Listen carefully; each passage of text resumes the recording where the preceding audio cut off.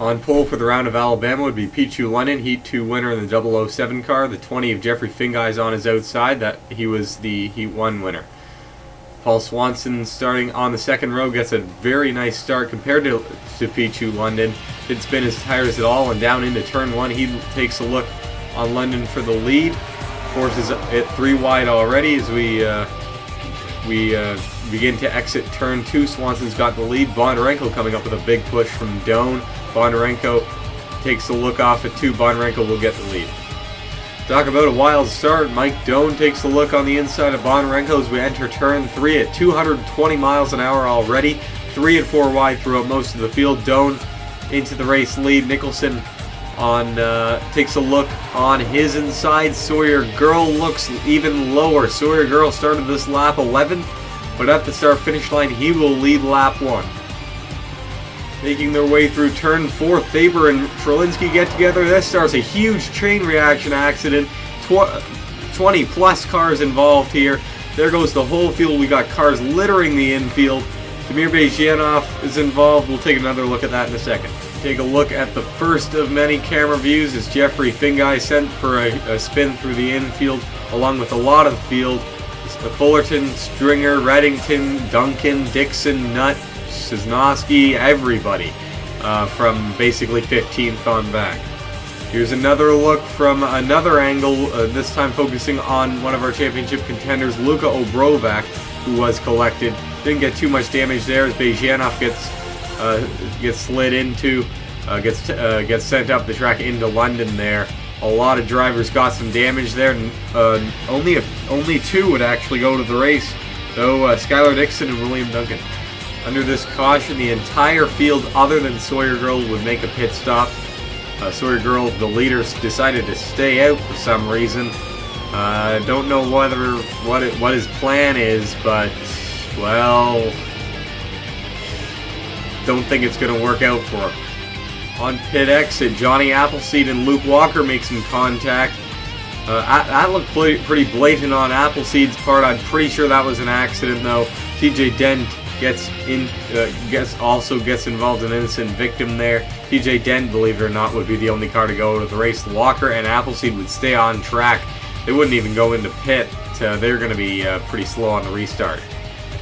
Sawyer Girl realizes his mistake while under caution and decides to pit after all, handing the lead over to Chris Washer with an astonishingly fast pit stop that sent him to the front of the field for the restart. Michael Kane takes a look on Johnny Fingai for second as Chris Washer pulls away for now. That's not going to last long. The pack's going to run him down in a hurry. At the end of this initial green flag lap, Luke Walker, Johnny Appleseed, and Carl Endumian would all make their way to pit road. Walker and Appleseed further damage that is obviously making them too slow to really have a shot at this race win. And Carl Endumian, because he has a loose wheel, his pit crew didn't quite get a job done under that last pit stop.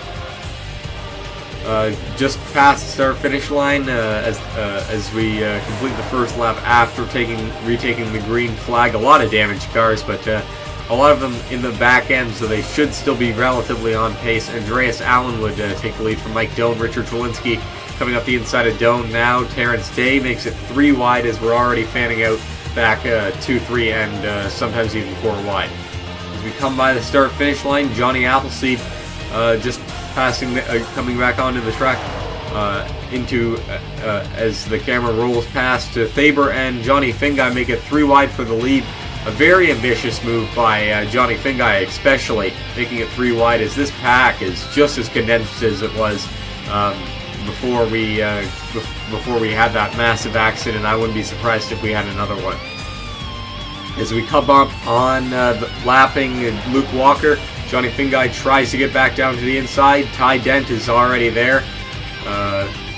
Johnny Fingai forced to surrender that position for now as we come up to put Luke Walker 1 lap down. He should be relatively on pace. He got that hood fixed from his exiting pit road incident. Although he does seem to be still way off the pace as Carl Endumian, also about to go a lap down. A couple of laps after this, Ty Dent has continued to lead up until this point, until Dakota Honegger gets to his inside on the back straightaway, and he will get the lead through turns 3 and 4. The top 5 had been single file for about a lap or so, and they'd put a bit of a gap between themselves and that wild 3 and 4 wide pack behind them. But now that gap has been relinquished, and that main field is catching them in a hurry. And you know what? Jacob Young just got to the inside of Dakota Honaker. He will take the lead.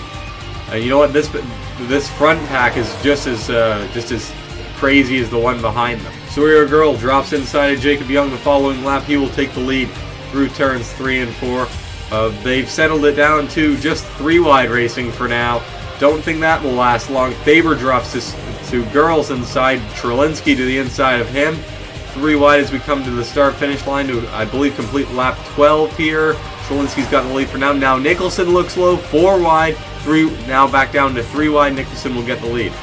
Nicholson would somehow manage to hold off the battles from the other 3 lanes on this track until Paul Swanson got to his inside through the tri-oval.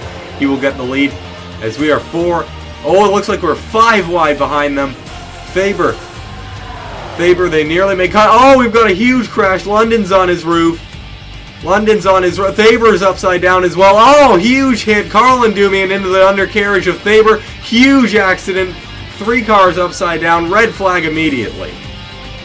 A lot happened in a real hurry there. Let's take a look from an aerial view. Fullerton pushes London 5 wide into that corner. Fullerton gets into the wall himself. Andreas Allen and Scott Batista make some contact. London goes over. Mark Nutt and Johnny Fingai also collected. Not too much damage for him. Carl Endumian nowhere to go there. He really should have got on the brakes more than he did, though. And a lot of good cars out of the race from that. Spencer Fullerton, Mark Nutt, Andreas Allen, Alex Tanker, Pichu London, Tyler Faber, Scott Batista, and Carl Endumian all out of the race from that from one of the worst accidents so far this year. Swanson would lead the field back to the line, or what remained of it. Nicholson had the faster pit stop. Everyone came in under that caution, and Nicholson had the faster pit stop. He was second as they came to the caution. First, as we come back to green flag racing here, with I believe about 20 laps to go. Swanson already taking a look to get that lead back from Nicholson. James O'Shea with a big push on the inside. James has no drafting help. He will relinquish that position. Paul Swanson into the lead. Paul Swanson would lead for the next 3 or 4 laps as the caution's out once again. The battle behind them for second place has just been so fierce with continued 2 and 3 wide racing. Don't think that horrendous crash we had a few laps ago really affected the drivers racing at all, and we're under caution once again. As we come down the back straightaway, Chris Washer and William Nicholson get together. They squeeze Obrovac into the wall, and Washer goes for a spin. Washer and Obrovac got the worst of that. They got quite a bit of damage.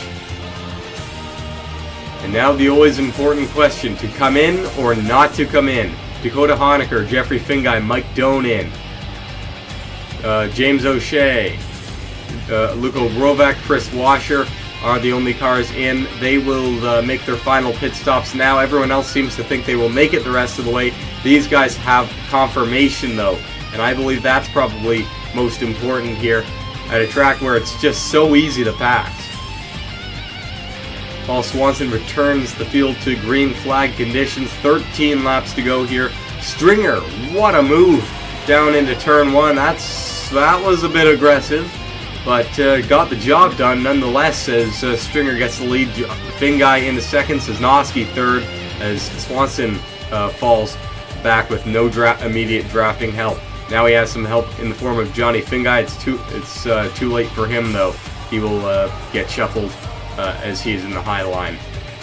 Meanwhile, just a lap after the restart, here comes Sawyer Girl. Sawyer Girl's been pretty darn fast all day. This is, I believe, his 3rd time up front, and he just charges his way to the front. He may not lead for as long as some of the others, as we've seen, such as, most notably, Paul Swanson, but he can certainly get there in a hurry, and that may be what's most important in the last few laps. Meanwhile, the battle for second continues. Jacob Young just got by Paul Swanson and Jeffrey Fingai in one fell swoop, and now he takes a look on Sawyer Girl. Sawyer Girl able to cut down in front of him into turn 3. That was awfully close. And off of turn 3, Jacob Young may take a look here as we approach the lap car of William Nicholson. Yes, he does as we enter turn 1 now. Can Jacob Young get by William Nicholson without issues? Yes, he can. He goes outside. They split Nicholson 3 wide. Nicholson moves up the track. He really should have just held his line there. He was being a decent back marker. Although, you know, he could have been up high. Never mind.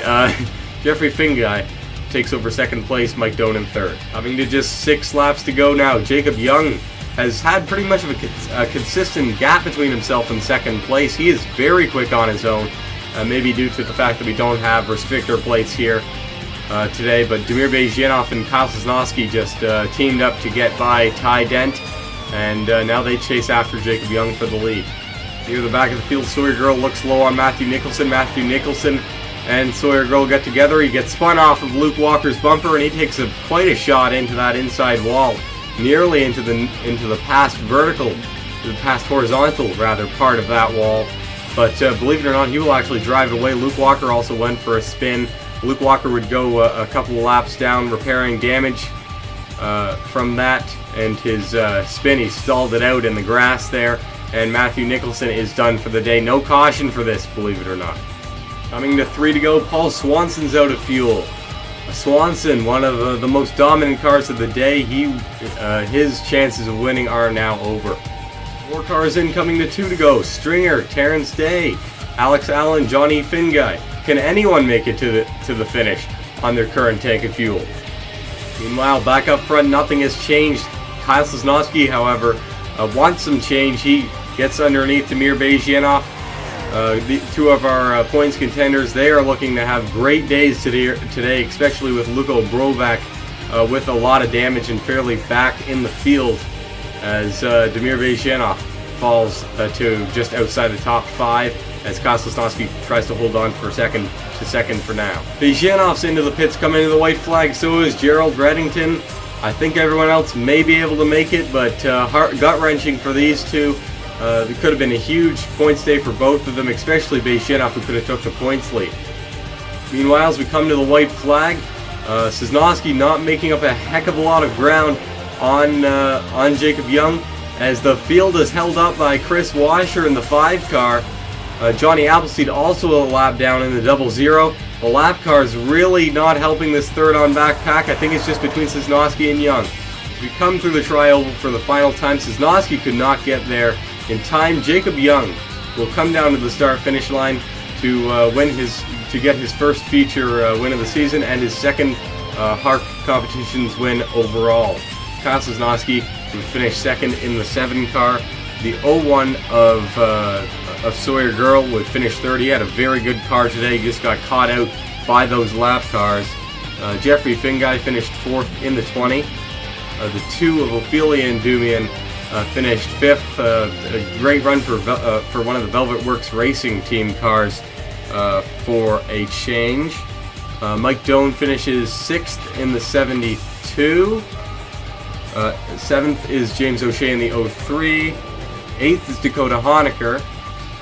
9th is Ty Dent after falling back from 2nd place a little bit earlier. And Ilya Bonarenko, way out of the lead pack, will round out the top 10.